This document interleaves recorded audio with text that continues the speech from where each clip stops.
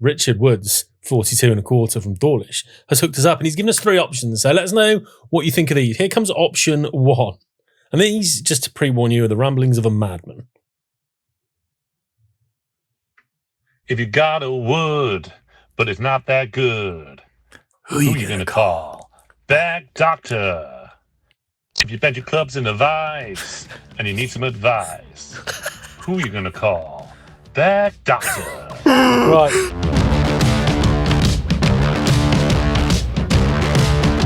Hello and welcome to another episode of Kickpoint, the Golf Gear Show. Thank you for joining us for an hour or more, who knows at this point, of equipment chat. Joe, how are you, son? I'm all right. We're at the end of a long stint here, aren't we? It's been a fun session. You know it's the end because I've worn a football shirt today. How about this? Do you like it? A Bayern Munich third kit. It's a lovely shirt. It's a bit out of context on the golf so equipment. Out of context. I just sort of saw it in my wardrobe last night and went, I'd like to wear that on today's shoot. Yeah, you do you. Yeah. All for it. Yeah, thank you. Welcome to the show. Thanks for joining us this week, Joe. God. We film 4 of these in a day, right? Because Joe lives in Devon, I live in Birmingham. This is Reading, the beautiful Reading. It's a lot of talking. And by this time, the lunch has faded off. We've been talking about golf equipment for 4 hours. So this is probably going to be the best one yet, because I think the looser we are, the better it is. Can I just interrupt with an impromptu story? You just reminded me of that. Yes, you can. Thinking of this on the way down, you'll laugh at this bit. My kids love gladiators. The show. Yeah. For those of you who don't have gladiators, it's a show where loads of fit bodybuildery, fit ex-athletes become the gladiators, characters. Contestants come on and go and fight them and do challenges. And can't wait to see where this is going. Yeah. So I've been trying to get back in shape, or mentally. I've done physically nothing about it. Kids love it. So I was like, I'm going to apply for gladiators. Oh, no. So you've got to fill in the forms, right? And you've actually sat and done this? Yeah, did it the other night. Didn't get to the end because you've got to film a video of yourself and explain why. and you've got to be quirky and show your physical condition. Oh, fucking crikey. So I'm about 3/4 of the way through, but then towards the end it says stuff like, what's your proudest achievement? And I thought, and I couldn't get one out of my head, and I didn't know how this would go down. So let me paint the scene. It's Clibberry Mortimer Golf Club back in, I'm like 17, 18 years old, in the Midlands here. Playing the Wednesday night roll-up.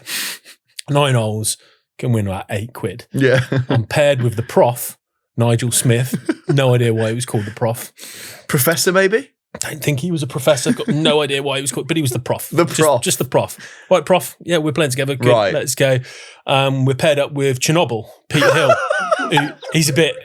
He just looks a bit, like he'd come out of a serious nuclear, radiation. Nuclear accident. Yeah. One eye in heaven, the other one in Devon. Just a shambles of a man. We on the third tee. And the third tee at Clibberry was like a raise, the back tee, and it had like a drop down to the front, like it sort of tapered down. Yeah. And there's wooden sleepers for the path at the bottom. Prof's up. I think he's made a 2 on the second.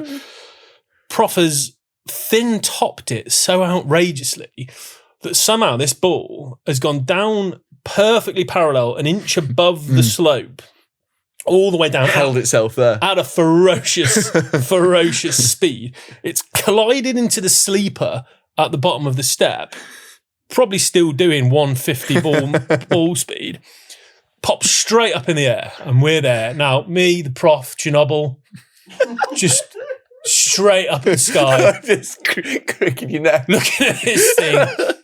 And it felt like days this thing was up there. I had my old little tightless cap on, and without having to take a step, not even move an inch, off to my cap, caught his ball in my hat, and just immediately placed it back on the tee. And that is what popped into my head as my proudest achievement. Sounds superb. Sounds like you nailed the delivery of it all as well. Move on. Why are we talking about that in Gladiator? I don't know what you said Devon, and then it reminded me of Pete Hill with one eye in heaven, the other one in Devon. That's what we're talking about now. Yeah, sorry. Carry on. There's a great clip of Jimmy Bullard on the Golf Life channel. Is that what it's called? Yeah, Golf Life Legends, where they're playing in Saudi, and he thins it. He's playing from a fairway bunker. He thins it into the bunker. It's coming back at him. He goes down to catch it. He goes, "How is he?" That's just brilliant to react that quickly to an event like that on a golf course. Very funny. Good. And if you've got any funny stories of nonsense that's happened to you on a golf course, be delighted to hear them and just read them out, because that's funny. Stuff like that It's happened in every group of funny named golfers like you had there. Every 4-ball you've got, everyone you play with. Something weird would have happened. There's a wooden sleeper in front of our first tee at Royal Fulford. I mean, it's low. I've seen people hit it and it goes backwards though. And these are the things you don't forget. So do share those. Thank you, Joe. I like that. And this is an equipment podcast, by the way. I was just trying to get into what's coming up. Prof, if you're out there, it'd be great to hear from you. How's Chernobyl? Not so much. This week we've got an explainer again, sponsored by Fujikura. Is shaft weight or shaft... I can't do that. Is shaft flex or shaft weight more important? How many times? Shaft weight by a mile. If you listened last week, you'll already know this by now. The Ask the Pod, we bring the bag doctor back. Thank you, Roger, for getting in touch. We've got a very detailed diagnosis. And Joe. And we've had some very strange correspondence from a long-time listener, Richard Woods, 42 and a quarter. He was 42 last week, so yeah. 42 and a quarter from Dawlish, who has recorded his own jingles for the Bag Doctor. And I say jingles plural. Yeah, exactly. So he's given us options. We're going to play them all and hopefully this starts something. This could be a thing. And then we're welcoming Dan Grieve onto the show for a little chat about his equipment, and we'll focus heavily on wedges. I say that. Interview hasn't happened yet. That's happening tomorrow. You're anticipating that's what will happen based on him being a If I short get the game questions coach. out of my mouth, Joe, if I don't get all starstruck. What if he's just mad into drivers? He actually hates wedges. Yeah, can't stand them. Thinks they're all wrong. Just uses whatever he gets given. So we'll find out what Dan says a little bit later in the show. So yes, this is an equipment podcast. Thank you for joining us. We really appreciate it. With many episodes deep in now, Joe, we're finding a lot of new people, but we know the old guys and girls who've been there since day one are still there. So thank you for keeping up with us. Thank you for sticking along. It's all good fun, isn't it, Joe? I really enjoy doing this. Having a lovely time. So what can people do to help us, Joe? They can... Because this is all free, isn't it? No adverts on it. Apart from the sponsored bits now, but that's beside the point. We're trying to make them fun. So what can the people do if they're enjoying this free service? Well, from a podcast point of view, they can give us a 5-star review. That would be great. That would be tremendous. Share it with your friends. Tell everyone about it. Just spread the word. And if they don't have any friends, find some. There's apps for that type of stuff, isn't there, Ria? We've all been on them. Socials, follow us, comment, just engage. Just general engagement helps us. We'd like people talking to us, gives us ideas, boosts us on algorithms and all the that old stuff. algo. We need you to help us with the old algo. Let the algo know you're enjoying us. Like it, subscribe it, and we just sort of bubble under here and go. All of the links to anything we promote, ourselves and other things at Golf Monthly, are down in the description on either YouTube, Spotify, Apple, wherever you're listening or watching. We'll do the newsletter and we'll do the magazine a bit later. Cool. I saw you staring at my shirt then again. I just thought you looked very German, and I don't know whether it's your face looks German or whether because you're wearing. I don't know where the my ancestry is Munich. from. Can't find a lot of my family outside of Gloucestershire for a long time. It's a bit worrying. The sketch behind you, based on the sketch behind you, that's a very Should German. we talk about him? Because he came from the same trip I got. Of course he did. So I went to Adidas HQ in Germany, and we got given this as part of it. And on one of the evenings, there was a lovely man. It wasn't his day job, luckily, doing caricatures of everybody. What do you mean, luckily? That's harsh. I mean, we'll see in a minute. I'll put this on our Instagram if you're just listening. It's a caricature of me where... What would you say I look like there, Joe? What did you say, Joe? I was like an elf? I would like say a pixie. If Hugh Jackman had a relationship with a pixie, yes, that's kind of what. I'll take it. He made me very chiseled. Is my forehead that big? Yes. Oh no, you got that right, did he? So maybe I am quite German. Who knows? Like I said, though, no ancestry outside of sort of Gloucestershire. So, right, should we get this back on track? Sorry, yeah. Equipment. So we spoke about this a couple of weeks ago, Joe, but you got picked up on the No Laying Up podcast for, I guess it was a social clip you did, but then a piece on the Golf Monthly website, I think they read, where you banned the caddy, banned the butler, not ban, but just question things, you know. Turns out butler's quite a triggering word to caddies. They didn't like that, did they? And I don't You've had caddies in your DMs. I've had European Tour caddies, I've had PGA Tour caddies DMing me saying, why are you trying to do us out of a job? And I think slightly misrepresented in the sense that I was just saying what an amazing job caddies do. I just feel we don't have to do this again. Oh, we've done it already? Yeah, 4 or 5 times. Okay, cool. Yeah, but it got picked up on the No Laying Up podcast, but they went on to come up with some other examples. Yes, they were like, they agreed with you and went, just try it for a week, see what happens. And then they were also like, well, why don't they try couple of things for a couple of different weeks, and there was like hickory clubs maybe. who would do well on that. I think that's a step too far, but I've come with a scenario, Joe, that I want to pick your brain about. Let's try and take, for 1 week on the tour, imagine if we took all the players' equipment out of their bags. Sorry to the OEMs, who probably wouldn't be best pleased with this. And we roll it all back, right? Everyone who rocks up at this event is given a persimmon driver, blade irons, 3 to wedge, and a balata ball. Ooh. So they're all given as level a playing field as I can think of creating right now. Yeah. That sounds fun, doesn't it, for a start? Again, let's just try things for a week. We're not saying we don't like new equipment. In that scenario, Joe, who do you think that would benefit on tour right now? And who do you think that would really hinder?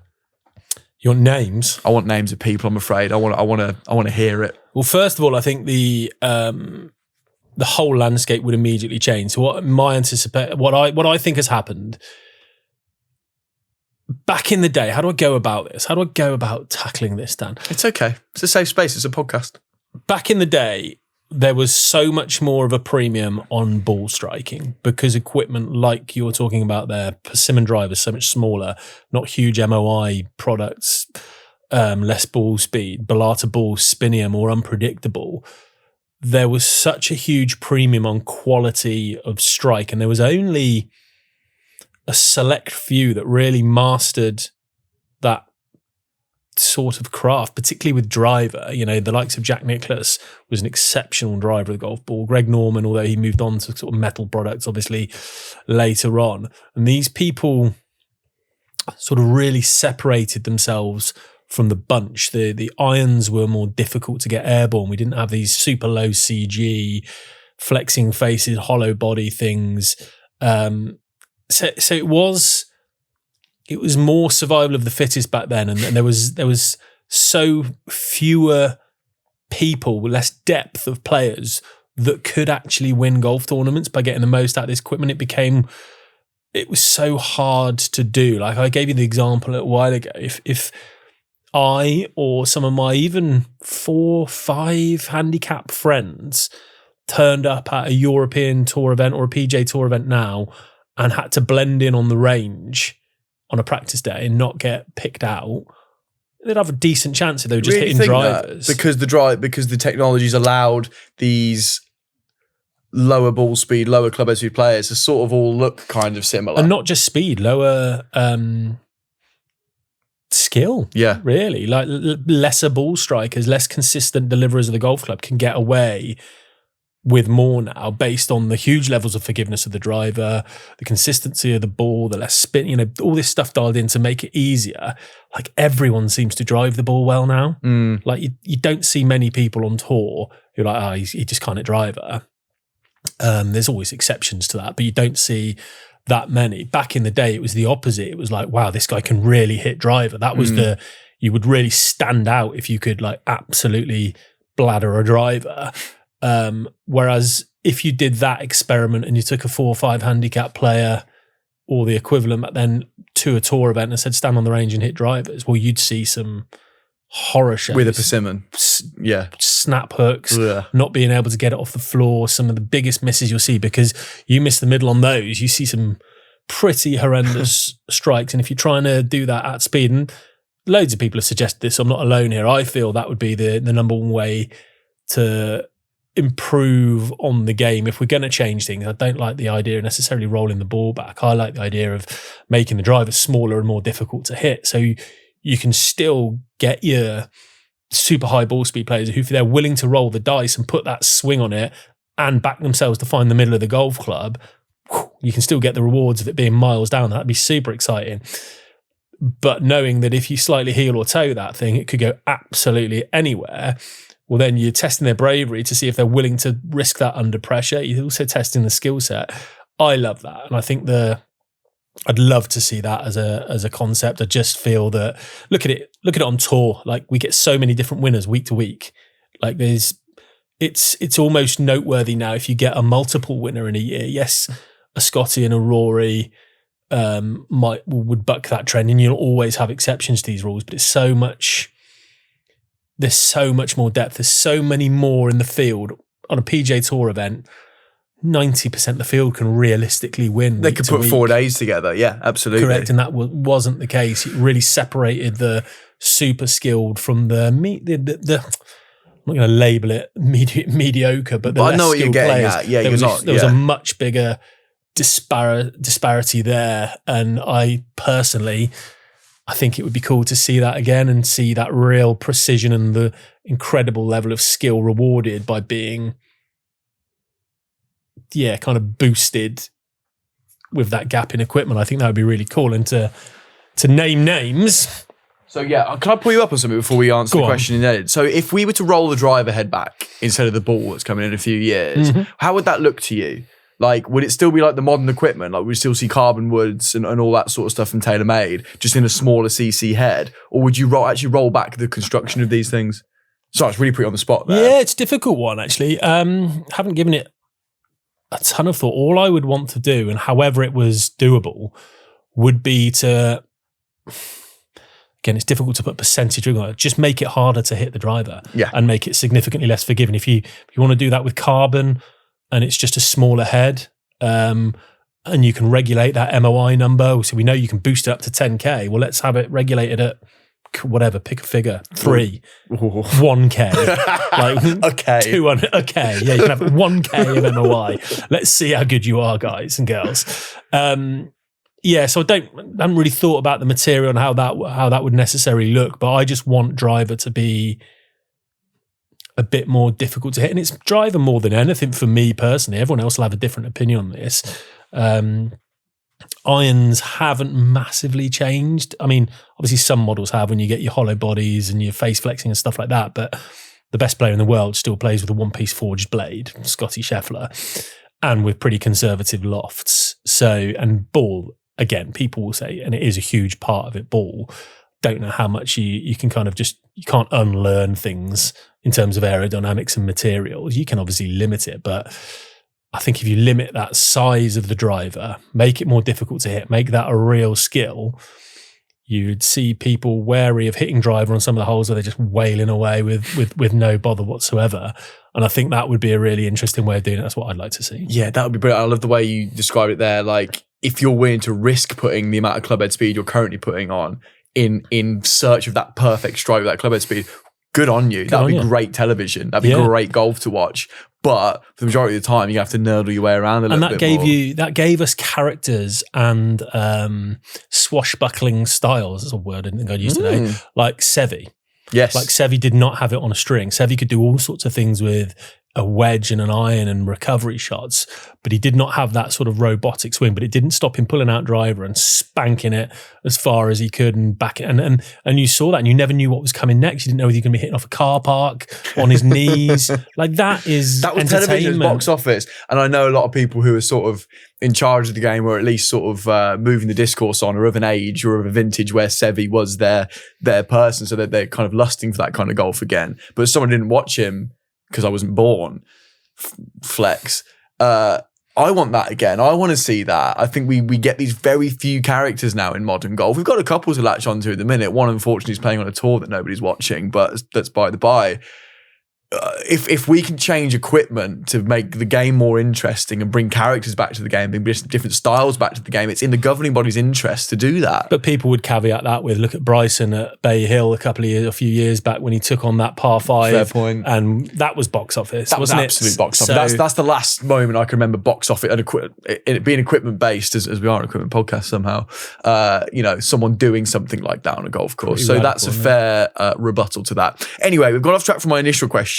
So makes it change, doesn't it? This one-off week then, Joe, persimmon driver, blades, and a Balata ball, they all rock up. We'll have the top 75 in the world rock up to a signature event, no cut. Who does it benefit? Who gets boosted up that leaderboard, and who might fall down it, who we normally see a little higher up?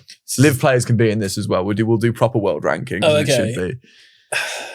It's an interesting one. I think there's no imposters up at the very, very top of the game, like a Rory, a Scheffler.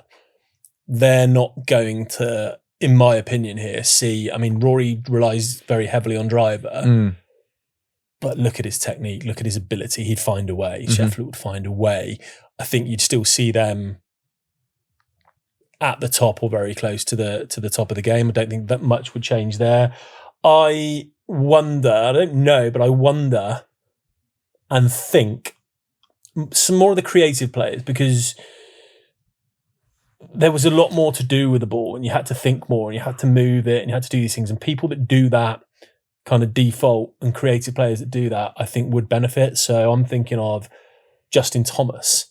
He's someone that loves to work the ball both ways. I remember at Sawgrass when he won the Players, hitting those rope hooks down 18 and 16. That was good. He loves a little low squeezy cut. His wedge play is exquisite. He does a lot of manipulating of ball flight. Really creative player. I think he could benefit from something like that. He would have to strategize and tone down driver because he's like off his toes at impact and lashing it. So I think there'd have to be a way he'd figure that out. In terms of the rest of the game, I think that creative style of player could do really well. A Shane Lowry, similar, someone who's very cultured, plays with ball flight, doesn't rely on power off the tee necessarily, not one of the longer hitters.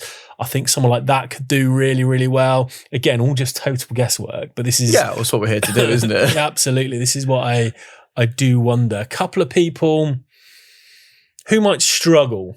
Yeah, who are you calling out who might actually have to call it a day? Maybe they'll miss this event when it crops up on tour. Morikawa might be one. So I'm thinking of people in the... I'm not saying that he's an incredibly skilled ball striker. Obviously, he's one of the finest iron players there is.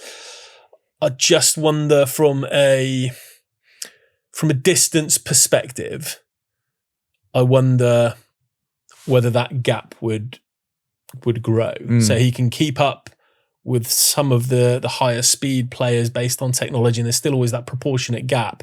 But I wonder whether that proportionate gap is a bit larger. Gap might become larger, potentially. But the one I think that could really struggle, probably simply because he'd have so far to fall from where he starts out on an equipment point of view, Big Bryson. It would have to be, wouldn't it?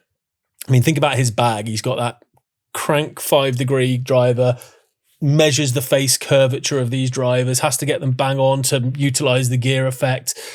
I mean, he could build up his grip still, but he'd do well to get steel shaft to play anything like the LA Golf stuff he's playing with. We're talking he's got curved face, Voda irons with huge, big, long blade length, hollow bodied for flexing.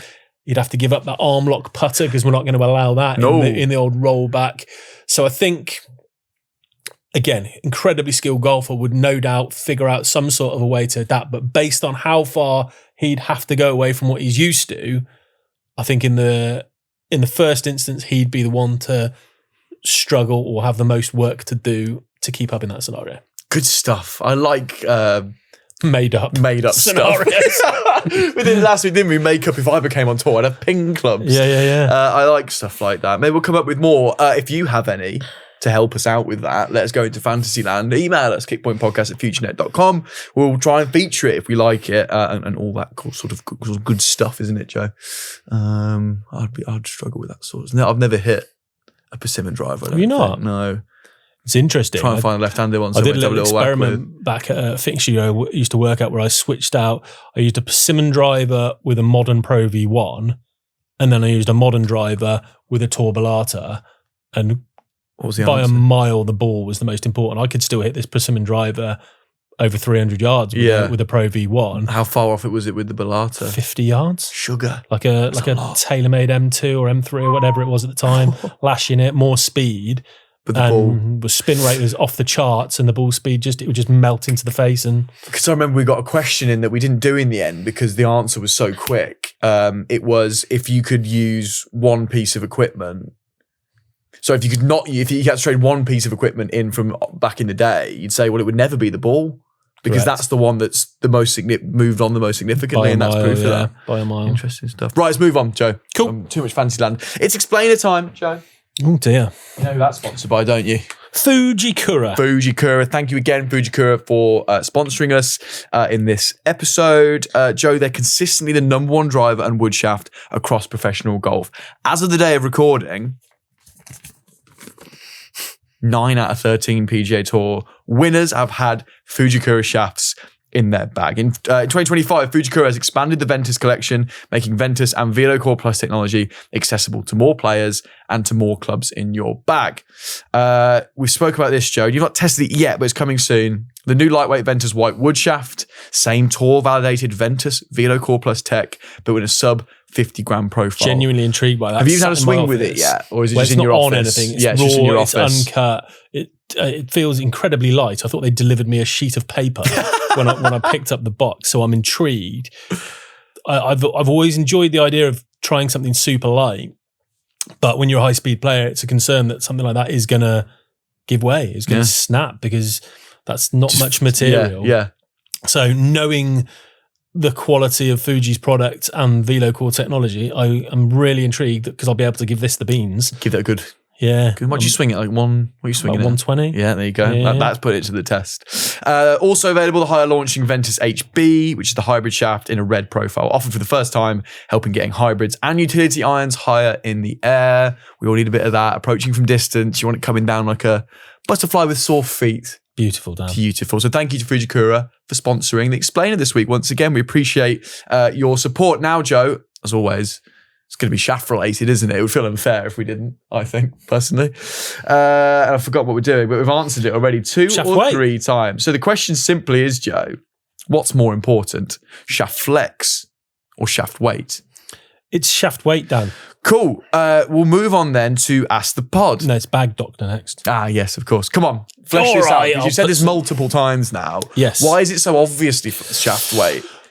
Well, it isn't obvious to a lot of people because most people, I think it's the other thing. People go, I play stiff, I play X, I play Conclusive. reg. Why is it so conclusively shaft weight is what I should have So basically, if you think about it, like the flex on its own is a very, very small part of how that club is delivered into the back of the ball. So if you think of the elements that help a player deliver the club well into the ball, sure, a little bit of difference in bend of the shaft will make a slight difference to things like the dynamic loft. You might add or decrease some loft depending, as we know, from how you add power and where you add power. See last week's episode on Talk. The Tom McKibben phenomenon. Or even your face alignment. But that, to me, in my experience and a lot of fitters' experience, is more of a fine tune rather than a massive performance difference. So there's way more difference for a start in weight in what's available. So steel iron shafts, for example, they can vary between like 75 grams and over 135 grams. So proportionately, that's quite a massive difference. And sure, we can get flexes from A flex to X flex, for example. But the differences in between those flexes is much smaller than the weights between a lot of these shaft things. So if you just think about it like that, you can clearly potentially do a little bit more and have larger differences just by the measurements of these things.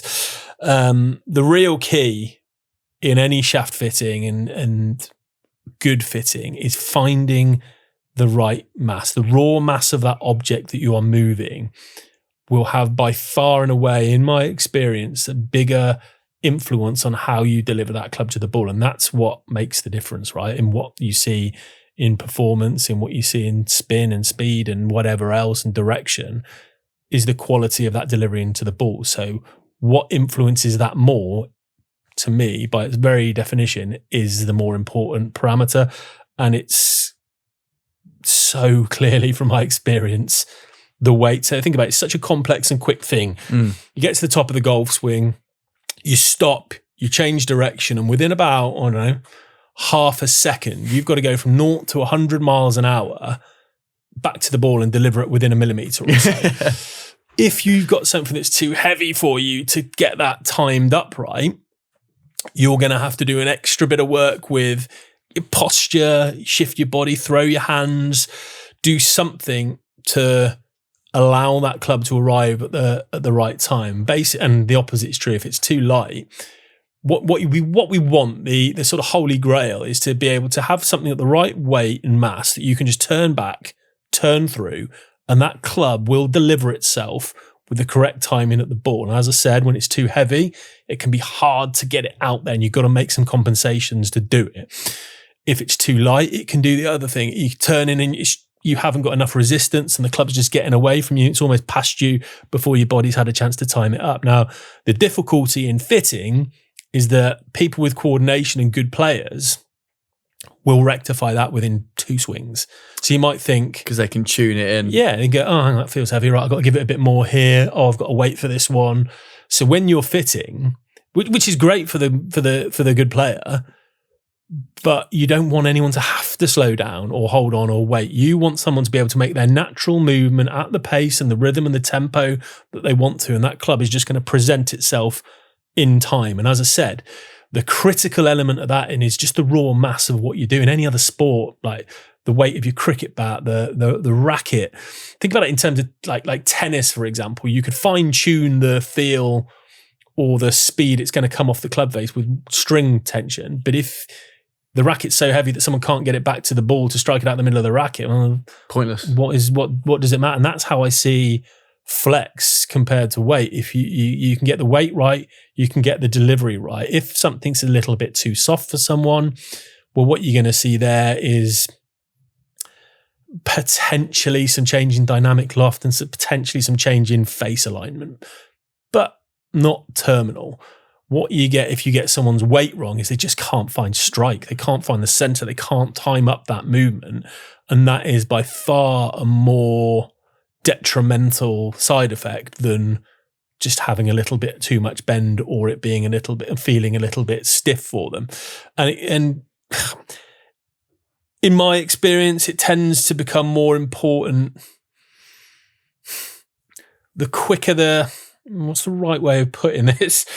Like I said, a decent player will figure it out in 2 or 3 swings, but in my experience, flex tends to become more important the quicker the tempo, not speed. Okay, that's so you interesting. can get some really slow players who can't move it very quickly, but are still quite jerky. Yeah. So then they're applying that quite forceful transition where, we're going from backswing to downswing very jerkily, if you like, and that'll put a little bit more load into it. And then flex can become a little bit more important. Some of the smoother swingers out there, I'm thinking an Ernie Els, a Couples, a Montgomery, who used to do a bit with precision golf. Some of the clubs you would frequently analyse for Montgomery, basically ladies flex. It just didn't matter. Get to the top, wait, softly transition. So you're not putting that load to really worry about flex so much. The tempo's key in that. And for that Montgomery example is interesting. The flex was very light in comparison to something you'd expect someone like him to be in, but because the weight was right and because of his tempo, just time it up. He just time it up. Yeah, absolutely. So, yeah, I mean, I've got not loads more to say on that other than I don't personally, as someone who's fitted thousands of players, who's seen tour fittings, who's seen some of the best fitters in the world work, I'm not saying flex isn't important. But when I'm putting these two in front of you, which I have, if you said to me, like if I gave Rory McIlroy, like he plays a Ventus Black 6X, 66.5 grams. If I changed him into a 7X, which is 75.5 grams, I guarantee you we would see a much more pronounced performance difference. Not necessarily worse, but we'd see a bigger difference in the shots we're getting than if I just switched him into the 6S. So if we moved him down a flex, same weight, he'd still time it up. You might see, like I said, a couple of things. You might see him just lose the face a little bit. You might see a touch more spin, but it wouldn't be terminal. The first 2 or 3 shots with that could potentially be very difficult. And then, as I said, being one of the world's elite players, I need to give this a bit more. He'd figure that out. But that's why in fittings, particularly with better players, when you're looking for new shaft options, in my experience, you don't want to give them more than 2, 3 shots. If you see the first 2 shots and strike's not there, then there's a good chance that just, and you can physically see it. Again, I've spoken about fitters in the past I've worked with that just look at someone and go, and you can see it when they're turning through and they're having to fetch it and work hard to pull it through. Immediate sign that either shaft weight's too heavy, swing weight's too much. And don't give them a 3rd or 4th swing because they're so good that if they figured it out, it might skew what we're all agreeing with. They'll find timing and that'll throw their timing out for the next shaft you test them on. Which you need to could keep have been them the optimum one. In their natural rhythm and then even sometimes just return them between each test to what they're playing, so something they're used to. How about a less in tune player then? Is it easy to spot because they can't? You're like, oh, brilliant! I can tell that's not right for you. Let's move you on. Sort of thing. Some slower swing speed players. If you gave a junior with not much upper body strength or overall physical strength, something too heavy, God, you can so easily spot it. It's just stuck behind them because they can't get it out. The follow through looks difficult. They sometimes can't even support it at the top of the club, so at the top of the backswing. So that can be a little bit more obvious. Like I said, better players can cover this stuff up well, and from even subconsciously, it's like even if you say to them, look, don't when you're making any exceptions here, just swing as you swing. Subconsciously, their body doesn't like them hitting bad shots, so it'll find some timing after 2 or 3. So you have to be you have to be really careful on that and not give them the chance to self-correct, because otherwise, in theory, you can fit them into anything you want because they'll make it work, but you don't want them making it work. You want it to work for what they do. So yeah, in my experience, not even close. I see the weight as the terminal absolute key to getting that timing mechanism. The raw mass of that club has to be right to allow people to deliver it with no manipulation, nothing untoward to get it back to the ball.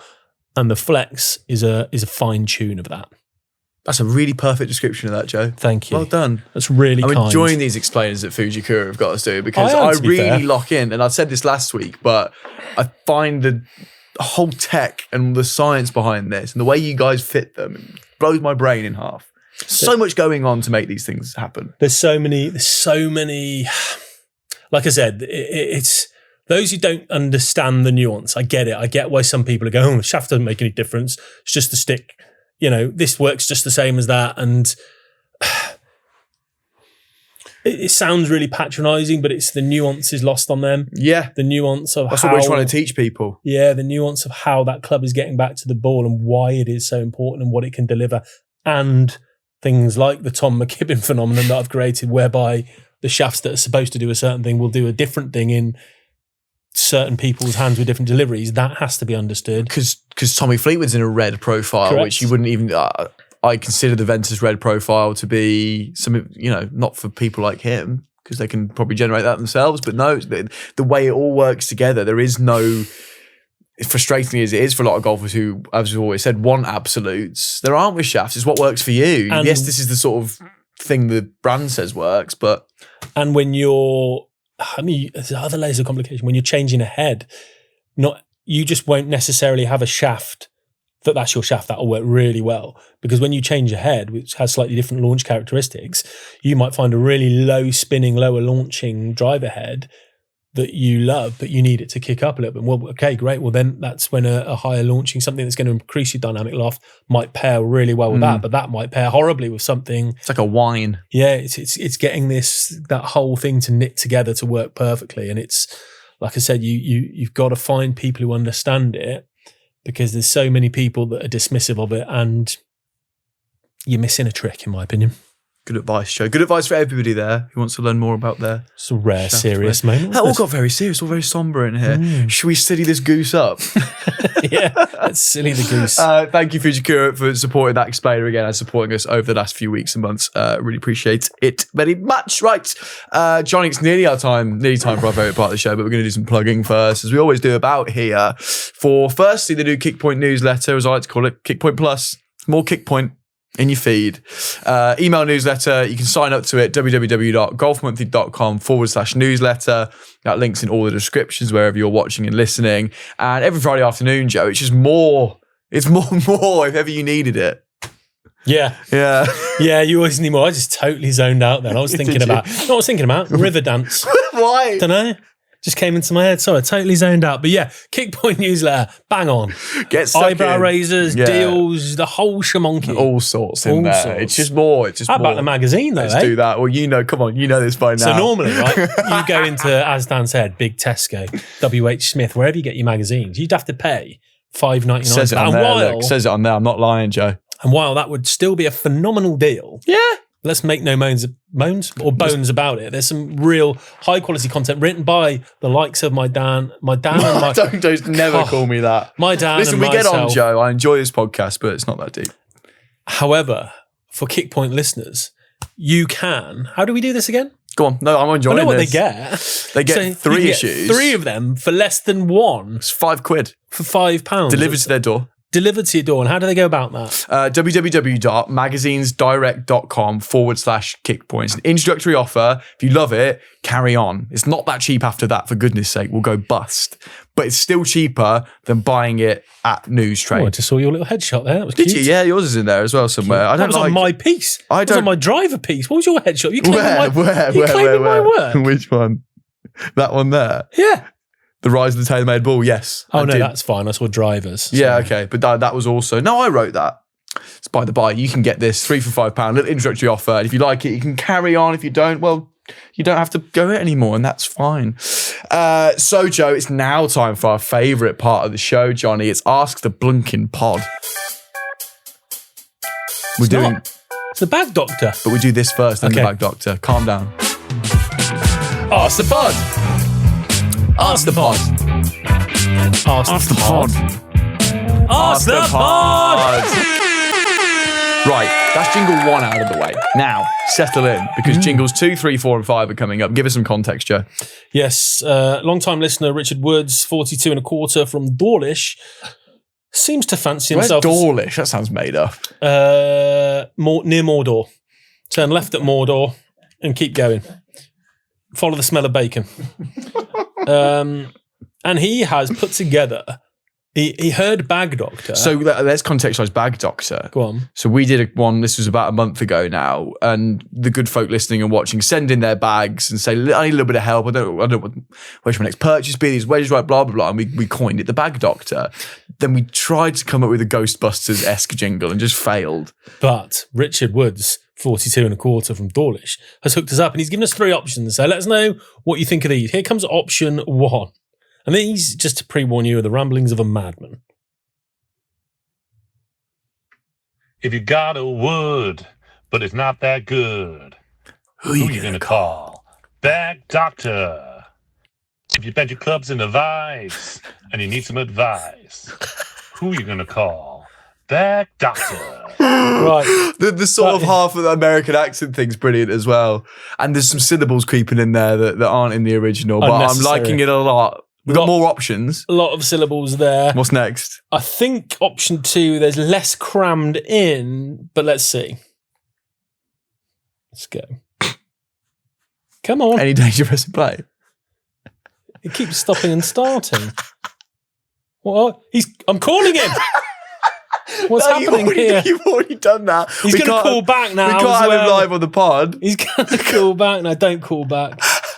Hang on, here we go. You're slightly vexed about your driver flex. Who you gonna call? Bag Doctor. And if you're somewhat unsure if that shaft is pure, who you gonna call? Bag Doctor. Right, that's option 2. I like that. I like the vexed and flex. Didn't like the second line. There's a lot of unsure words and in pure. there. Yeah, I think maybe we could pick the best of everything. Final option. If you've got a debate about your club swing weight, I like that. Who you gonna call? Bag Doctor. And if you need a tip about the thickness of your grip, yes. Who you gonna call? Bag Doctor. There we go. Right, you got a personal favourite? 100% number 3. Just then that fit well. There's a bit of innuendo in there, which is a bit of us, and I like it. I a felt lot. number 3 is too smooth. I'm on brand with us. I like the shambolic nature of 1 or 2, but let us know. Let us know. And if you have any better options, you can try that yourself. And we'd like an official jingle for Bag Doctor. If we get enough, we can just change it every time we do a new one. I think as a pioneer, I think we stick with one of Rich's. Let's start with Rich's. Let's stick with it. We'll see. I don't think we'll get a flood. No doubt we'll make up more nonsense segments that we'll need jingles for. 100%. Let's do the actual Ask the Pod then, Joe, which is the Bag Doctor famously, and it's from Roger. In the great city of Chicago, in the great state of Illinois. I assume he'd be Roger. Roger. So Roger recently went for a bag check at a well-known club fitting brand over here in the US. I know a couple, let's not name them. And they spec'd out everything from top to bottom. They have since made several recommendations on what I should be doing to improve this setup, including recommending I come back for an iron fitting and a new set of irons based on these specs. Interesting. Please could you cast your eyes over their findings and let me know your thoughts. Okay, right. So basically what Roger has got and sent us here, and we'll pop it on the screen for those watching, and I'll try and describe it for those not. It's a very comprehensive spec sheet. It is. I've not seen one like this before. So this is the type of stuff we actually used to do at Precision Golf. So is this what you do when someone came in and just you weren't fitting at this point? You just let them warm up. Here's what we've got. Let them warm up. Start the chat while you're specking out the bag, so you can see what we're dealing with, and it helps answer some questions about what you might already be seeing in ball flight as they're describing. I see this is a problem club, and you can almost see it written out on this sheet, and I'll see how you interpret it maybe in a little bit. But it basically shows the full blueprint of his irons and wedges. He did send the woods as well. We're going to focus on the iron set here. It says it's the make and model, the shaft, the length, the loft, the lie, the frequency, the swing weight. Pretty cool. Of everything. It's super, super detailed. And again, if you're looking at this on the screen, you can pause it if you like and see what you see what you think you would change and where the discrepancies are, and see if I miss anything. So for those listening, though, we're going to go through the key areas in which you think there are some errors, well, not errors, but problems. And I think there are. And I think there's some pretty obvious stuff that needs sorting straight away without even seeing him hit a shot. And I'll get into a bit more on whether I think this warrants a new set or not towards the end. Okay. But I think this set still should have a chance. So it's got a chance. Number one, the shaft transition between his 4-iron and his 2-iron. So basically what Roger has got is he is in XP95, True Temper XP95s in his irons, a steel shaft. 95 grams, as the name would suggest, before going up in his 2-iron, which is a Titleist T200. So he's tailor-made P716 in his irons, goes to a Titleist T200 utility iron, presumably in his 2. And in that, he's got a KBS prototype hybrid shaft graphite, 105 grams. Now, this would normally work the other way. So that shaft is like 10 grams heavier than his main iron set, right? So ordinarily, unless you're trying to achieve something, which he might be, so I can't cast aspersions here, but ordinarily, if you're someone who's, just go like 130, a KBS Tour 130 in their iron shafts, or a 120, you're going to traditionally go lighter into that utility iron. So you might pop something as he has done in graphite. So I would see that 105 shaft he's got there as a transition from something like a KBS Tour 120 or a 130, something in that bracket.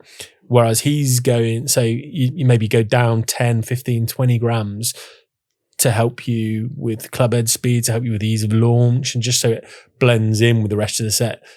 As we know from driver, generally that'll be the lightest shaft in your bag, and then you kind of work progressively heavier as you get down to quite often your wedges being the heaviest. And it's a bit of an anomaly to have something. It's just the long way around. It's just heavier, and that will create some strange dynamics, unless, like I said, there may have been some logic behind that to start with, or he's gone heavier because he desperately wants a club that goes significantly lower, and he wants this sort of wind-cheating 2-iron.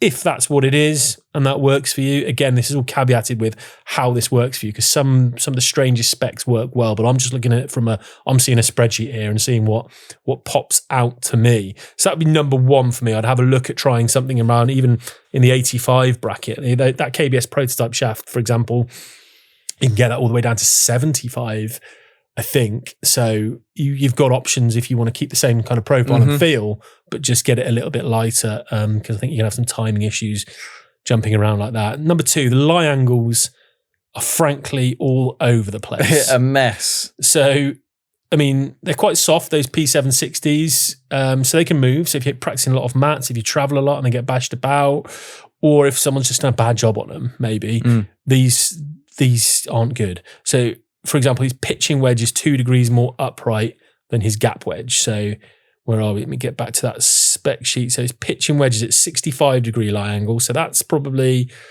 about 1 degree upright of standard. Yeah.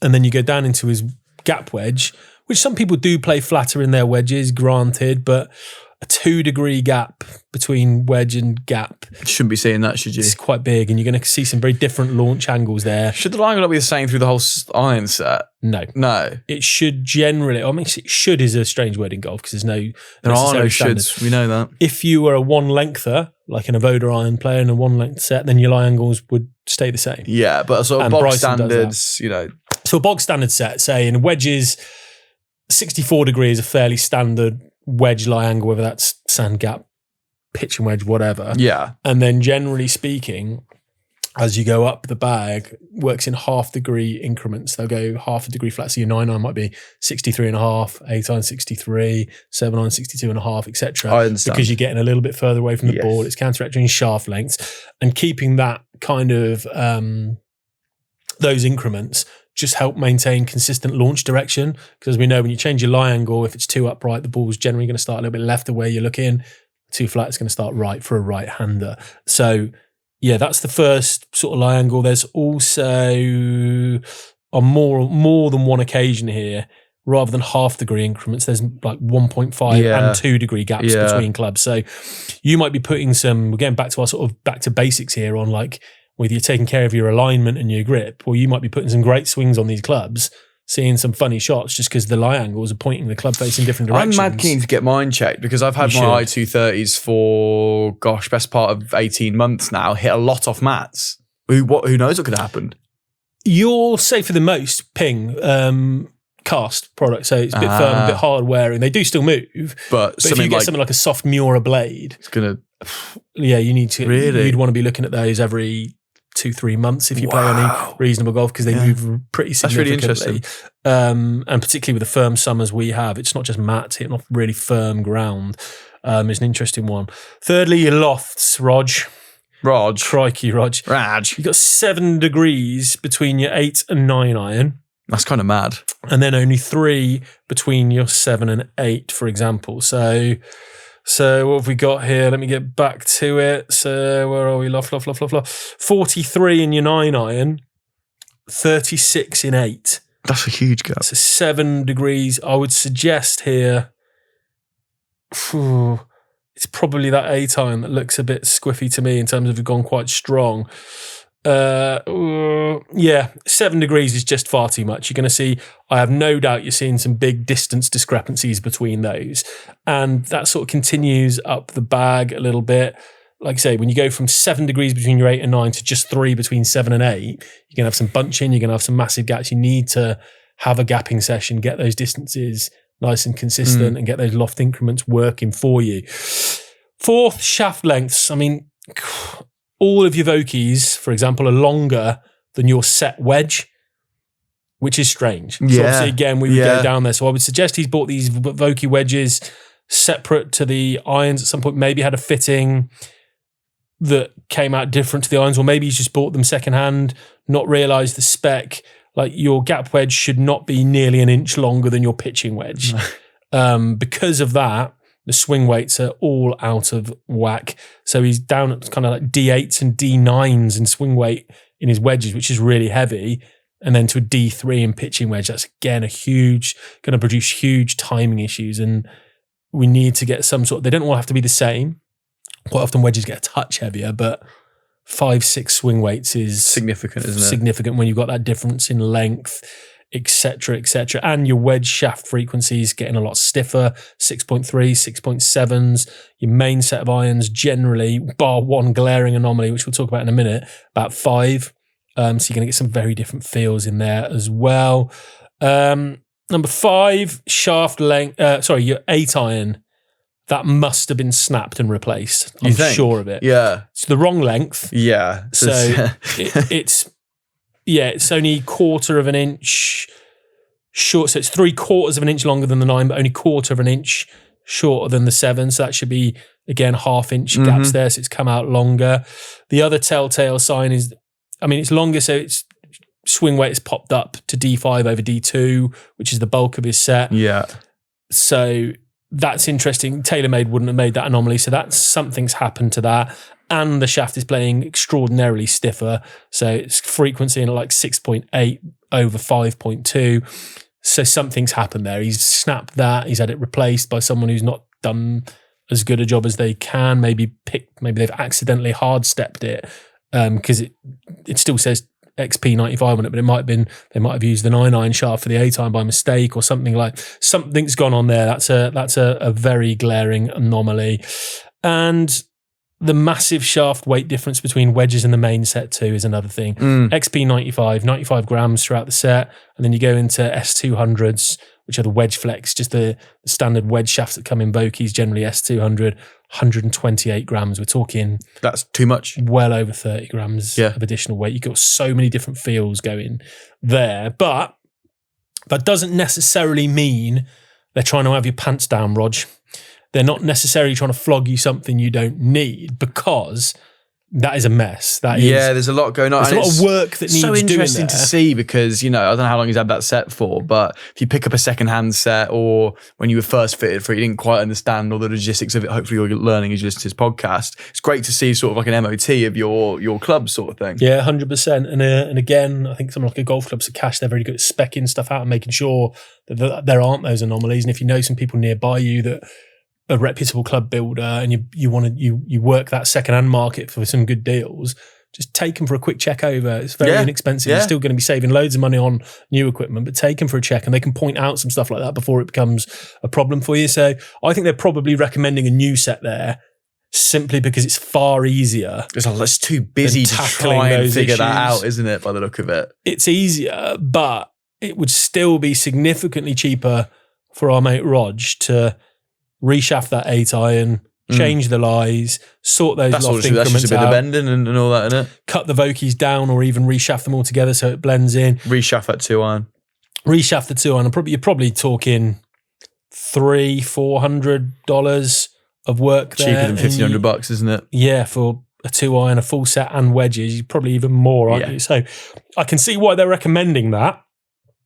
I would personally, depends on, you might fancy a new set, but I would personally start with tidy that up, see how they go. You might spend $300-$400 and you've got a nice cohesive sorted set of familiar stuff you like. If that's not the case, then look at what maybe they're recommending. But I think that's worth a look at first, rectifying some of those glaring problems first, and finding someone who can do that. I think that's a bit more budget friendly personally. I agree, Joe, and some great advice there. And thank you for sending that in. That's incredibly detailed. I enjoyed reading that. I'd like more of that. Did that take you back? Did it take you back? Did take me back. Take you back to your position golf days? Would you have, how long would I have had to leave you with that? So no, that's not being me. What's the thing where you put 1 million monkeys in a room and one of them writes Shakespeare? Is that what you're getting at? That's kind of the experiment I'm referring to. For me to diagnose that properly. Would you have got all of that? I've got any of that. I'd have got. I'm doing myself a disservice there. You can look down that swing weight column and realise. I wouldn't have thought about the heavier 2-iron. Okay. The swing weight thing would have thrown me off entirely. As in, I'd have read. I wouldn't be able to do anything, but could I have raised a red flag? Yeah. Does that count? Yeah, no, that's fine. Yeah. I'd have raised a red flag at the swing weight for sure. The 2-iron thing, no. The Vokey wedge thing, as in the heavier wedge shafts, no. The loft thing, I'd like to think I've got enough brain cells to do that. So maybe half of those things I could have picked up. Getting you going through it with the fine-tooth comb is very interesting, Joe. And if you would like that doing, get Joe to reassure you somehow. I enjoyed that. So email us, kickpointpodcast@futurenet.com with your spec sheets. I'm glad that they, like I said, I don't think someone's trying to do him over there. Not if it's that detailed. I just think it looks like, crikey, this is a mess this guy could do. I think that's an honest recommendation of, this set's a mess. We could sort this out. We can have a look. It would also, in my opinion, be cool to take a look at trying to make that work for him. Yeah, it's 6 one half dozen the other. Because like you said, if he wants a new set, great. They're not pulling your pants down. If you don't want a new set, great. Now you know the things you need to sort it out with. Either way. Same horse, different jockey. You love that one, don't you? Yeah. That's what I always say, innit? God. It's time to go home. Before we go home, we call it a week. Got an interview with Dan Grieve coming up. Great to have him on the pod. The coach. Your mate Dan Grieve. Yeah, you're like the Dan Grieve corrempondent for Golf Monthly. I've met Dan a few times now, and filmed with him loads of times. Sorry to talk. Sometimes you even dress the same. I've seen you on shoots with your matching Adidas jumpers. Is that your monthly meets? It was. Where you're matching? That's cute. We do. Did we get changed? Yeah. Oh, bless. I think his wife had to bring him a different jumper because he had the grey one and I had the grey one. He went into the salmon orange / salmony pink one. Get on really well. So it was great to go down to Woburn on the Tavistock short game area. Have you been there? Unbelievable, isn't it? Unbelievable. So you'll get to see that now. I've not filmed the interview yet, so Let's say about the time I was down at Tyler's for was Chernobyl there? Chernobyl was not there. We were down at Woburn for a GT driver fitting, and I just finished up the day, really long day, and I hit a load of balls. Getting in the car park, put my stuff away, and Poulter just rocked up in his massive Bentley 4x4 thing and just got out with a nice bag full of practice balls, a few wedges, a couple of putters, wandered over to the old Tavistock area just to do a bit of short game. Well, I thought, what a life, man. It is delightful. What a life. Dan gets to teach there. Yeah. I've also just seen, it made me giggle how zoomed in you are on your laptop because you were looking at the screen. It That looks spec like sheet's my dad on his phone where all the text is like one letter for the screen. That spec sheet was very small, thank you. Right, time for the interview with Dan. It's not happened yet, so I don't know if it's any good or not. I bet it will be, so enjoy. We're still going to pretend we've heard it after this and debrief. Right, Dan, thanks for joining us on Kick Point. Appreciate it. Excited to get into this what's in the bag. And because you're the short game expert, we're going to start down the bottom. Excuse me, my notes are all on my phone. I'm going to be looking at my phone. I'm not on Instagram or anything. So when you're building your bag, right, me and Joe wanted to know, do you start down at the bottom? Like, do you nail the lofts of your wedges and then go up? Or are you more keen on getting the top sorted and then you figure out the lofts at the end? I don't know, probably not the most corporate answer. I actually, it doesn't affect it. I just get these for round the green.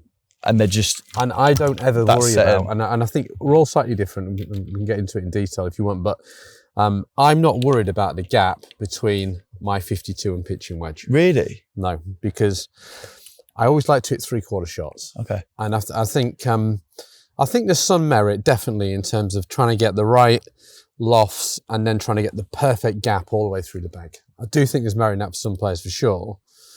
I get my lofts in my wedges for green side. And when I say green side, I'm probably talking like 50, 60 in it. I'm talking about around the greens. I want these wedges to perform for me for my short game. I'm not too fussed about how far they're going for full shots because I don't hit too many on the number. Because I think it's hard to control distance, it's hard to control spin and flight when you're doing that. And then I've just learned to be able to hit, I mean, it does give me a little bit of a gap between the pitching wedge, which I'm guessing this is 47, the 7CB. P7, yes. And Top then, of my head, yes. And then it might be 46, but it's 46 or 47, I would imagine. And then you got the 52, so that's a 5-degree gap. And that goes the pitching wedge for me goes 132. And the 52 goes about 114. So for, let's say you got a 125, you're just getting that. I'll just go down the grip on a wedge and hit the 3/4 wedge. So, and I think I say everyone's different, but I do think most golfers these days, when they go for a fitting, they're too much about getting the wedges to perfectly gap rather than getting them right for around the green. And that's why I go 52, 56, 60, because I'm not a huge fan of the 54. I don't really know what a 54 is. Like, is neither here nor there? Is it a weak gap wedge or is it a strong sand wedge? You know, I've just always think the 56 is a sand wedge, and then I've got a lob wedge at 60, which makes sense. It's a nice 4-degree gap, and then I have a 52 4-degree gap there, and then I'm into the wedge, which is strong, and then I'll just work through from there. So to answer your question, I'll probably start with the wedges because that's what I'm most interested in. But I don't fit in terms of getting a perfect gap all the way through. But I'm not saying that's right for everyone. But I think that's perhaps something that we have got away from as we've got a little bit more into fitting. Fitters are brilliant, but I think sometimes most fittings, if you think about it, are done indoors in the studio and it's more long game based. How many fittings are actually done on a short game area? So I would say round the greens is more important to get fit than gapping. Yeah, spot on. I think that's a train of thought that me and Joe certainly haven't had on the podcast because we are gapping obsessed. It's like, right, there's your set pitching wedge because you love those irons. Well, now it has to be this. It might not suit them, right? Yeah. And when was the last time I saw someone fit outside? No idea, surely. No. Especially if you're using them around the greens. Let's chat about bounce. We love bounce on the podcast. Is there a one bounce fits all system to wedges, especially your releases system? Or do you need to factor picking in bounces on wedges depending on you know all these conditions you might play? Yeah, it's a big topic, isn't it? But if people really learn the 3 releases correctly and learn my techniques, and I'm coaching them, I would really encourage them to have a versatile wedge that allows them to play all releases with all the clubs. So like a standard grind with like a mid bounce. Yeah. So my 52 has the ATS, which is a standard tailor-made high toe wedge with 9 degrees of bounce, and I have the ATS in 10 degrees with a 56. So they're versatile. I can play all 3 releases with these clubs, right? Because they've got a nice soft trailing edge. can see how it Yeah, shaves away here, and then it's nice and soft at the front, but also it tapers down in the toe and the heel. So it's got this sort of 4-way grind on it, so I can play all the releases, but particularly I can let the club work, more this way. So if I wanted to do a release 2 or 3, it's not kicking too much, so it's not too high at the back. Okay. Yeah. So I think in your gap wedge or your sand wedge, I think just a nice versatile mid bounce, mid sole is perfect. But then if you are struggling with short game, or you're playing really kind of specialist conditions, for example, you play on very firm conditions, or you play at a golf course where it's very soft, or there's quite a lot of grain around, different types of grass, then sometimes a slightly wider sole would suit you. A wider sole is going to help the club work on the ground a little bit better, work through with turf, work through, if you're playing a golf course with very deep sand, it might help you. If you're playing a golf course with very little sand, less bounce will help you. So you've got to kind of weigh up, I think, where you're playing, what your game is like, firstly, technically, but also your golf course, but also understand the whole idea of the 3 releases that I teach is it just gives you can change your release pattern to suit the lie. So you don't necessarily need to change the clubs to do that. But having said that, in my 60, I do have a little bit more of a specialist grind, because in my 60, I have, it's an 8-degree bounce, but it's the ATC grind. So basically the sole here, it's sort of like a capital C. Basically, it's shaved a lot more down in the toe, a lot more down in the heel. It's got a lot of relief on the back there, look, and it tapers down quite sharply at the front. So whilst this probably isn't the most friendly club to use, from a standard lie in terms of forgiveness, I do always joke that on 6s really should be for emergency use. Do love your only. stamping system. It's I have it on the back of the wedge. I'd be having that, because I don't listen to that enough. I've got my 68 in places where it should not exist. That's right. So you just get it when you need it. So if it's an emergency, you need a specialist grind. Yeah. So let's say it's very, very compact sand in a bunker. Well, I can use this because it's very sharp at the front. So that's going to help me get down under the ball and squeeze the sand out. If I'm playing from a very, very firm lie and I've got to hit a lob shot, well, I can put the toe down here because there's so much relief on the toe there, I can still get under it there. So I think quite sort of, regular bounce and grinds that suit most players in a gap and sandwich, and then something perhaps a little bit less bounce and more specific for that lob wedge, which gives them a lot more versatility. Because then you got something else for emergencies, as we just mentioned. Joe's a big proponent of, I think I'm going to say he's got 12 degrees of bounce in his sand wedge and then goes down to about 6 in his lob wedge. Because then he says he's got the option either way. You still think that's an option for some people? Absolutely, but remember, bounce is only one half of the story. How the club has the grind on, that really is a huge part of it as well, because you can get some clubs that might have 6 degrees bounce, but it won't be tapered down at the front, so kind of it doesn't quite play the same. So what a lot of wedges do is, but obviously I've got the TaylorMade here. What they've done very well is they've got a wedge with this sort of two grinds here, so it shaves massively off at the back, massively off at the front, which just gives me that ton amount of versatility here. So on that point then, Dan, changing wedges depending on conditions. Would you say, maybe if it's the winter, would you say maybe have a wedge for the winter and a wedge for the summer? Is that a thing? Or is it get the bounces, get used to them and just learn to play with them in all conditions? Yeah, I think so. Probably shouldn't say that. I should probably say get loads of wedges. And all the manufacturers will be happy. But the beauty about having these versatile grinds and understanding a little bit about technique, you've got to learn. Basically, what you've got to learn in short game is how you can, when you need to shallow it and when you need to steepen it, your attack. So basically, different lies require different sort of angles of attack and different sort of planes into it. So if you understand that and you've got a sole that is versatile and a mid bounce, you can make the necessary changes in terms of shallowing it more, for example, on an upslope, or steepening it on a downslope, or on firm ground getting a little bit steeper, or softer ground getting a little bit shallow. You can make those adjustments if you've got the education and understanding how to do it. Yeah. But that gives you the understanding and versatility to be able to do it. However, if I was playing all of my golf exclusively on a links course and that was it forever, I probably would favour a little bit less bounce if it was really extremely firm. If you're a golfer, most golfers play lots of different golf courses generally, don't they? So, exactly. So I think thinking about something that's suitable for lots of different conditions makes sense. Yeah, I'm liking this neutral, clean, simple. Figure out yourself. Technology in wedges. You've been playing golf for a long time. I'm not trying to age you or anything.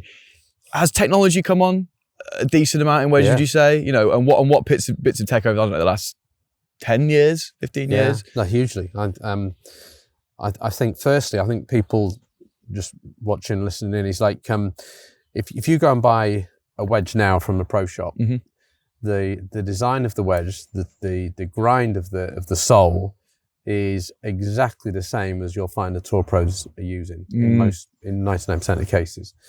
Whereas if you were to go back even as little as sort of 15 years ago, they would be like totally different. Well, they really, because all the pros went into the grinding machines and they'd be going, grinding a toe and the reel, getting basically that from a wheel, because you couldn't get them like this. So you are now able to get exactly the same wedges. So that's been a huge factor. And I was down at the new TaylorMade tour truck a couple of weeks ago, and Alex Marine, who kind of does all the fitting there, they've got a grinding wheel in there. Yeah. He says he never uses it. Well, no, because it's all being done. Because it's already done. Yeah.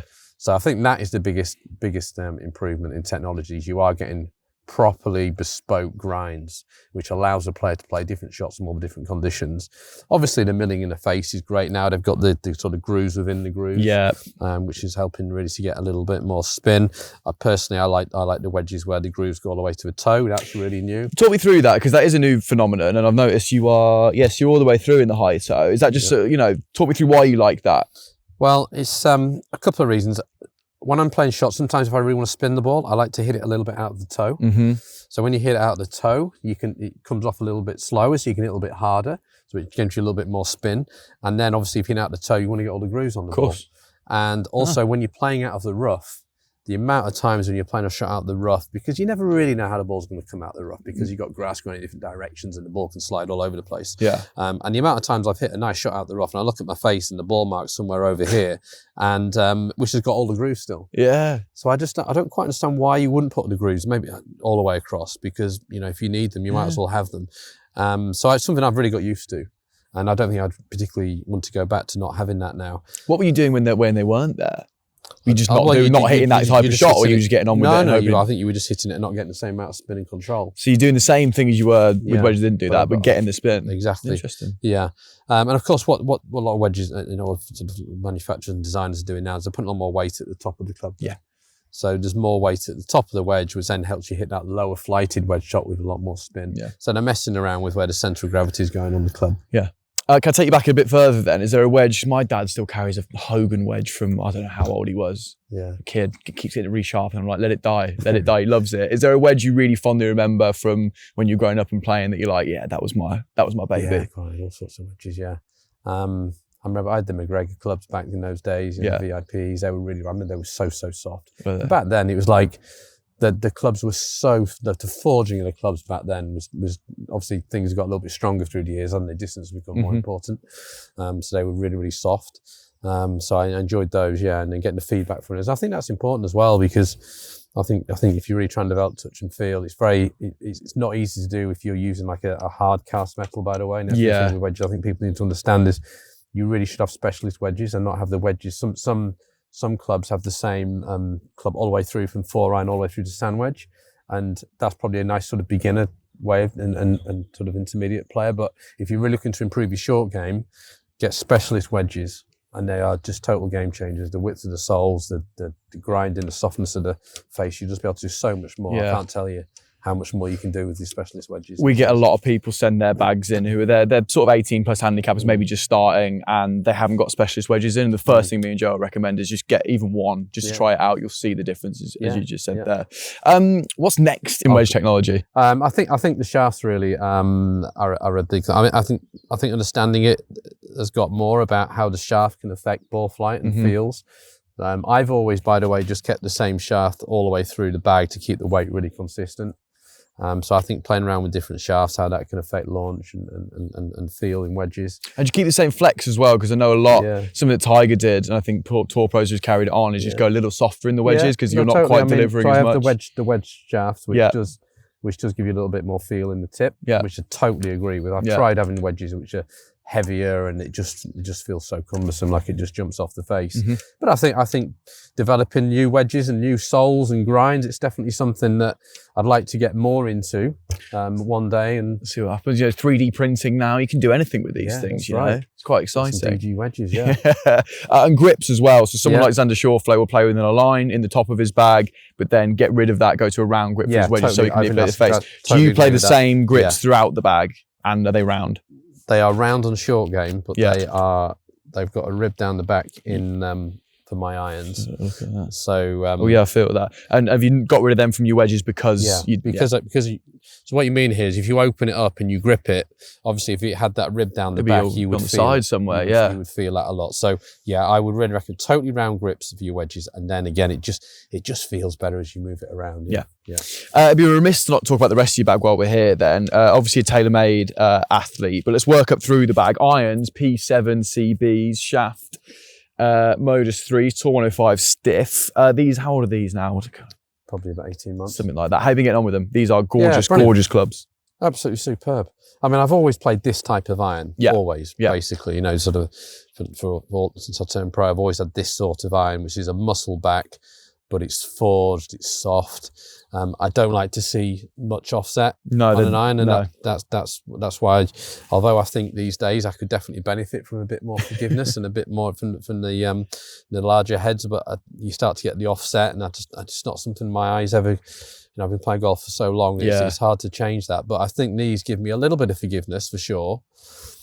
And for me, getting the ball pin high and really being able to hit the same number every time, I think is really key. And these definitely do it. I love these irons. I think this range, it's been sort of tinkered with over the years, but it hasn't changed too much away from this yet. And then up into the QI35 heads. Let's talk about this 5-7 wood thing that we're speaking about off camera. You love this. Have I got the right one? Boom, there it is. Talk us through why I love this so much. It's the QI35 Max. It's an 18.5 degree 5 wood, but notched up to that higher loft. Yeah, so it's probably a 7 wood, isn't it?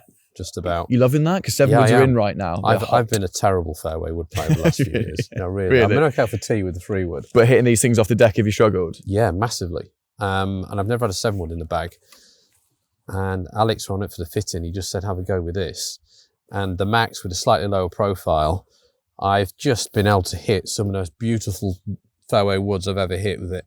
And I've only had it, and it just, the noise, the feel off these is amazing. And the acoustics is fantastic. So, and I think it's going to be a bit more flexibility as well, because I try and stay as far away from my long irons as possible. These days, I'm the same. I just don't want to touch them. So I've got the first time I think ever in my bag, I've got 4 head covers in the bag. So we're not even 4 with 5 to wedge in the P7 I've got a 5 CBs. iron, that's just for my low one out of the trees. No need to hit a full shot with that. No, you got that, and your full rescue as well. Rescue, so I can go down that. But I'm really excited about this. It's got the Kylie blue, Kylie blue, which you probably know more about than me. But the shaft feels absolutely great. It feels stiff, but it doesn't feel too flippy at the bottom. I'm sure you're still hitting those nice launchy ones. You can probably this is the beauty of this. My 7 wood's my favourite club. You can hold greens with it from however far away you hit that club, and it's a bit of a game changer, because doing that with a 4 iron or 3 irons, bloody hard work, quite frankly. I don't want to put myself through that stress. We don't need it. It's a game for fun.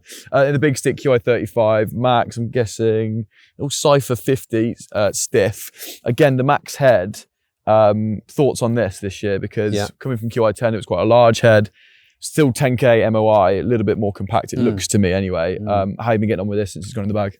Yeah, I've loved it. I've had the Riptide shaft in for the last something like 5 or 6 years.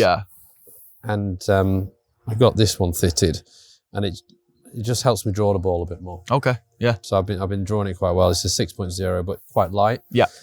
And actually, funnily enough, I've been driving it much better because he's shortened the shaft a bit. So actually, I think it's only half an inch, but it feels like about 3 inches. I bet it, because you all of a sudden you feel a little bit closer to it. So that I like. It's given me a bit more control. Hasn't sacrificed any distance whatsoever. In fact, I've picked a bit up because I'm hitting it out the middle a bit more, and I'm drawing the ball because of the shaft change. It's 10.5, but it's lofted up a little bit. So it's probably playing more like 11.5.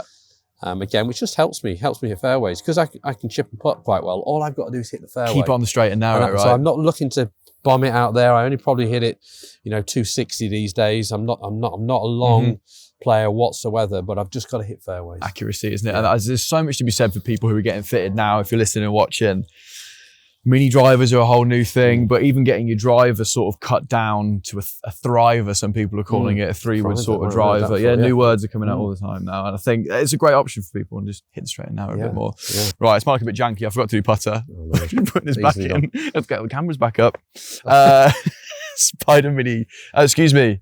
What was the My Spider? It's the My Spider. Oh, it's lime green, Dan. Yes. Talk me through that. Yeah, well, it's bold. Do you like it?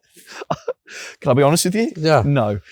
Yeah, well. Because mine's white, you see. I've got this, but in white. I love it. And it's, you know what it is, actually? I should say, it's a kick point green. Our branding is that exact colour green. Right. So it's a kick point supporters putter, obviously. Talk me through why green and generally how you get on with this alignment aid, because I love the alignment aid in this putter, regardless of colour, which I don't enjoy. Well, I have used a blade putter for probably 30 years. And when I say blade putter, like the Ping Answer style putter, right? And I was just too proud. I'm a traditionalist. I just love the feel of letting the toe swing. And last year, I thought, I'm not holding any putts at all. And I'm like, it's like my distance putting was fine, but I wasn't holding anything from 15 feet. Right. And I was starting to miss a few.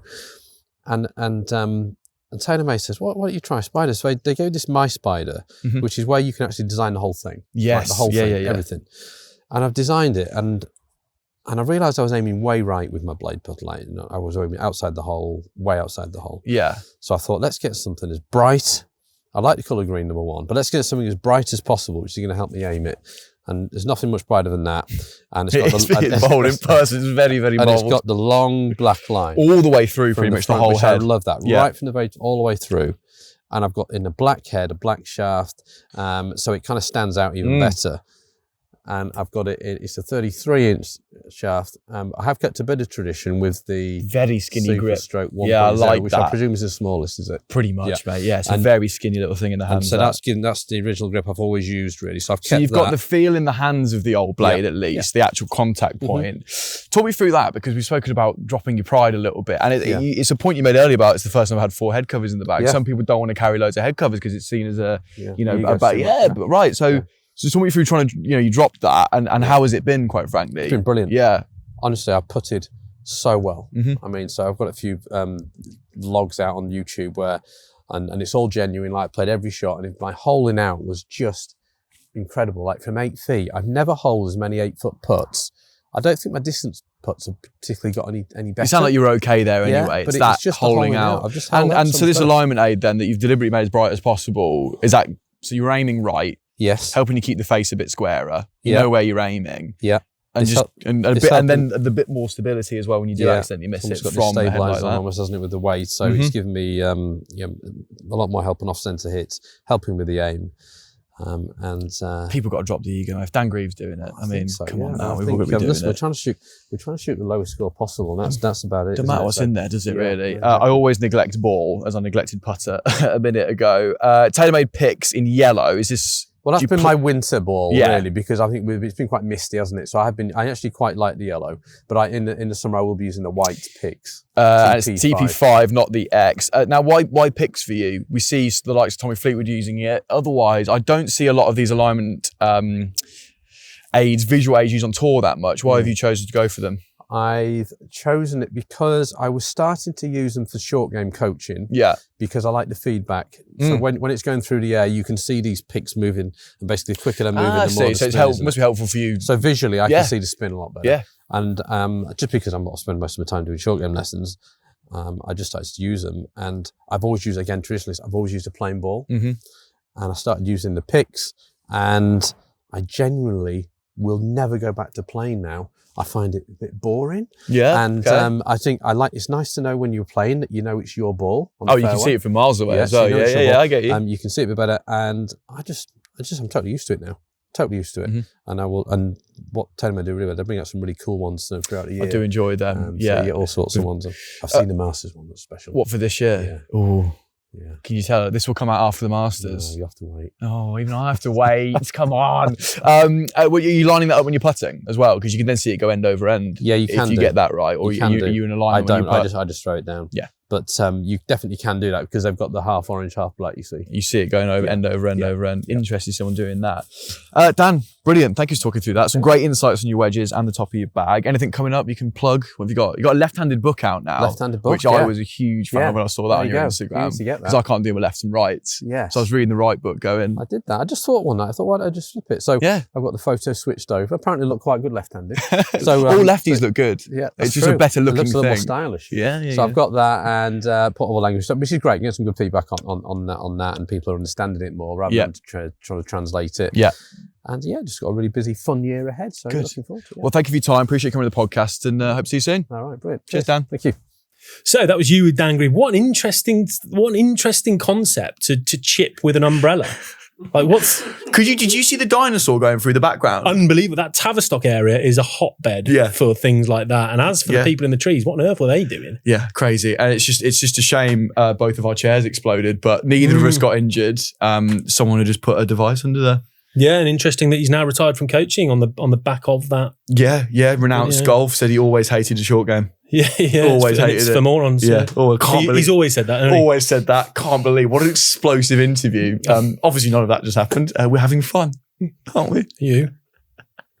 Probably not if no one's still watching this one. Right, let's call it a day. I'd love to plug next week. We don't know what's coming up. This is the end of our little 4. That's why it's a bit loopy. So I hope you've enjoyed. As always, please review us where you can. Please subscribe where you can. Follow us on socials. Get Kickpoint Plus, the newsletter. Get the magazine. Or don't do any of that and we'll never see you again. It really doesn't. Do all of it. Yeah, do all of it. Come on. Joe, thank you, mate. No. Okay. Trying to end it with a handshake there, not having it. Thank you for listening. Thank you for watching. Back next week for more of the same. Until then, goodbye. Toodles. Bye.